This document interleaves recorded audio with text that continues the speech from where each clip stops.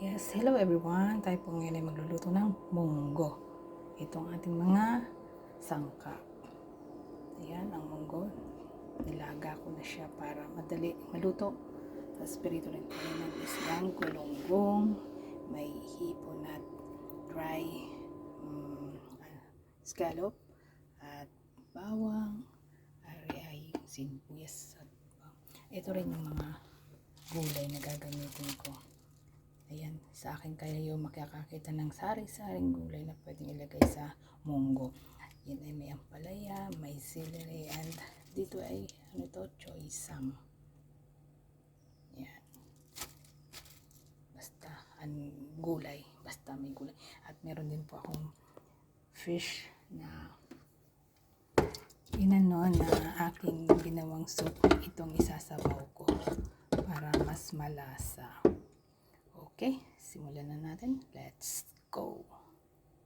Painitin natin ang bahagi ng ating kaldero. Init kasi ito ay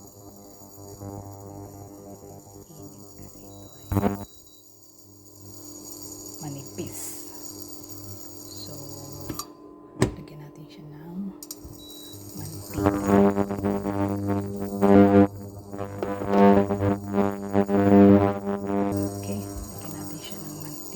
Olive oil ito kasi hindi gumagamit ng normal oil. So, ilagyan natin ng bawang. Pinagdag ko na ito para mas magalit.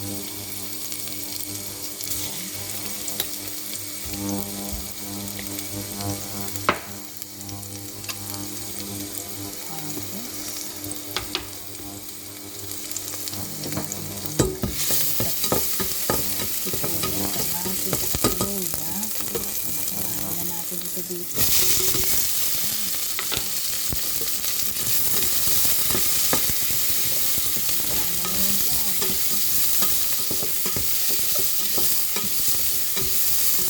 Ako lang po ang kakain ito. Tapos yung iba, bibigay ko sa aking friend na kapitbahay kasi may yan ito.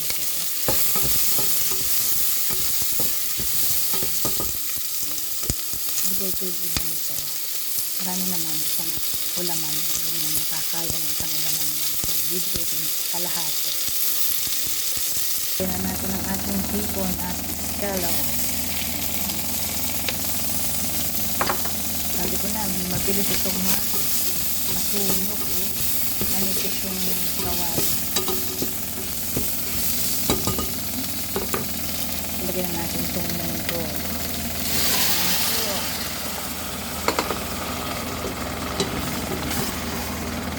Yan. Kasama na sila dyan. Ngayon ay Friday, kaya munggo. Ang karaniwang niluluto ng mga Pilipino kapag Friday ay munggo. Hindi ko alam kung bakit. Ito na ngayon yung ating sabaw. Sasabaw na natin siya. Okay. Ayun o.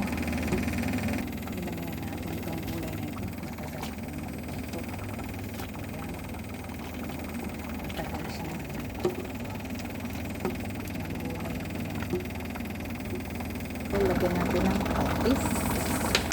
Wala na. Oyster sauce. Para mas malasa. Oyster sauce. Ayan. At ayun na nga. Nilagay natin ang ating natitirang gulay. Ampalaya at celery. Maya lang luto na ito. Prepare tayo ng isda. At ito na nga, magprito na tayo ng isda.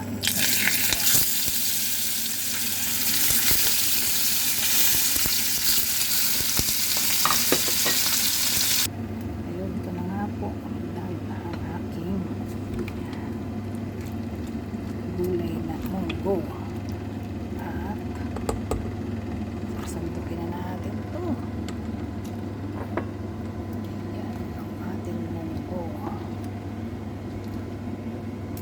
At ayun na nga po, ito na ang ating final na kanin at ang ating isda.